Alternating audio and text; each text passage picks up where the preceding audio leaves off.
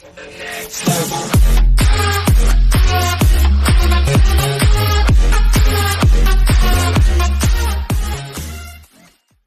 absurdly high cost of insulin, explained. Cigna, a major insurer, is capping monthly insulin costs at $25. It's a band-aid on when inventor Frederick Banting discovered insulin in 1923, he felt it was today, Banting and colleagues would be spinning in their graves. Their drug, which many of the 30 million Americans with diabetes rely on, has become the poster child for pharmaceutical price gouging. The cost of the has tripled over the past decade, and the out-of-pocket prescription costs patients now face have doubled. By 26, members of Congress have been. And on Wednesday, the insurance behemoth Cigna, and its pharmacy benefit arm Express Scripts, announced a new program that's a 40%. The program is expected to launch later this year for insurance plans that work with Express Scripts benefits by next year, but there are several catches here.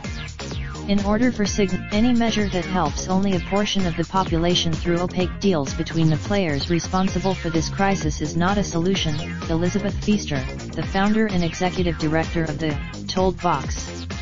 We need long-term. Most patients with diabetes are still going to be vulnerable to the whims of drug company pricing, since companies can still set prices at whatever level they wish.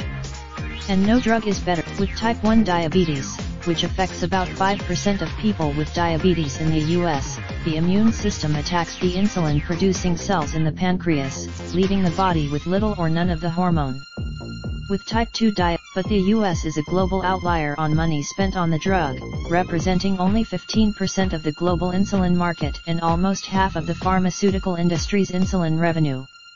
According to the doctors and researchers who study insulin say it is yet another example, along with of companies raising the cost of their products because of the lax around drug pricing. They are doing it in countries with single-payer health systems. Governments exert much more influence over the entire healthcare process.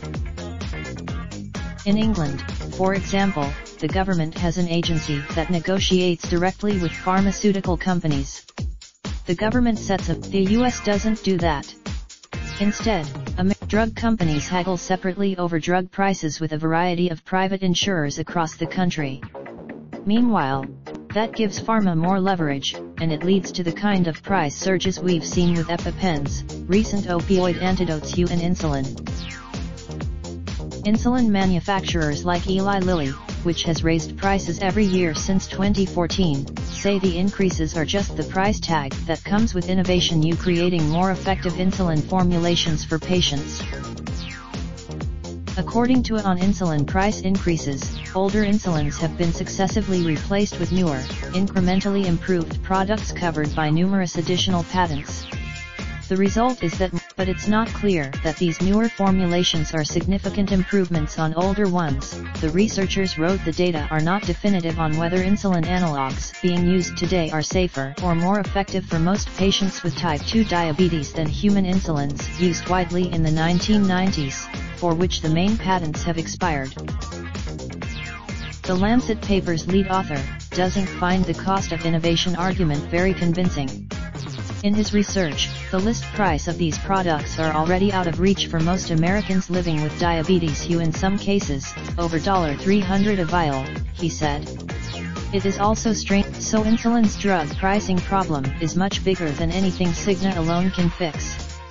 But more changes. The three major insulin makers Eli Lilly, Novo Nordisk, and Sanofi focusing more attention on the issue. Lawmakers. But while the pressure around insulin may be mounting, we're also seeing the terrible impact of rising insulin prices on patients, people being forced to taper off insulin so they can pay their medical bills and winding up with kidney failure, blindness, or even death. One clear solution to the problem would be to bring a generic version of insulin to the market.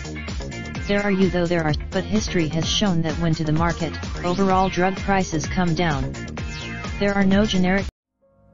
Raindrop, drop top smoking, no cooking the hot pot. Fucking on your bitch, yeah, that. Looking up, open the park pot.